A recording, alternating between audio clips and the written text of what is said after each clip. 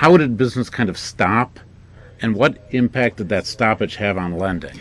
We have a relationship with any number of small businesses across a whole spectrum of industries, and in all the years that I've been involved in banking, I've seen 21% prime. I've seen certain industries slow down, but I have never seen as widespread and as deep an impact as this recession has been on any number of industries. And I think what happened was in the fourth quarter, a lot of things kind of came together like a perfect storm. You had consumers who were concerned about whether or not they were going to have a job. You had homeowners who were being told that investment that you made in your home a couple of years ago isn't growing the way you wanted it to grow, and in fact it may even be losing value. You had business people who were experiencing order delays or order cancellations. You had large industries like the auto industry, which has a wide sweeping impact on our economy. Right, and I think a lot of people don't see in Chicago how deep the automotive supply chain exists. So if I get up in the morning and I say to my wife, things are a little bit tough.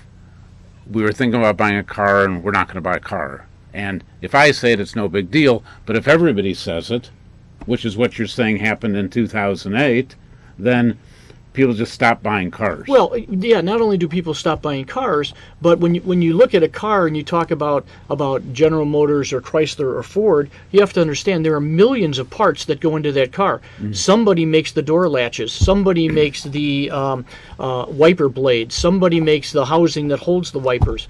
And while you're talking about the auto industry, as you get further and further away from that car, you get smaller and smaller vendors, and less as sales go down, it has a bigger and bigger impact on a smaller and smaller company. So if I'm a supplier to a car company, and that's my small business, then the car companies essentially said to me, you may have an order or a plan for the next 3 or 4 months, and the car companies just said, just stop shipping things to me.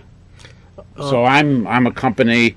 While I was building 1,000 a day of something today, I've been told I don't want any more until further notice. What impact does that have on my business? Actually, if you're told I don't want any more until further notice, that was a good thing. If you're told hold up this shipment, then you've got a decision to make. Do I continue to create additional parts? Are they going to hold up the next shipment? Where do they want me to put it? Because I've already invested time in labor, in materials, in manufacturing, and if it's just this one order and it's 30 days or 60 days, you can live with that. But if then it becomes, well, I want you to hold it 30 days, but no, now I want you to hold it 60 days. Well, could you ship it to me now, but don't bill me for another 30 days? That has a significant impact on the cash flow of a small business. So what happened here is that cash was flowing, and it was all working in the economy. And then what you're saying is that when business stopped, in some ways, cash stopped flowing.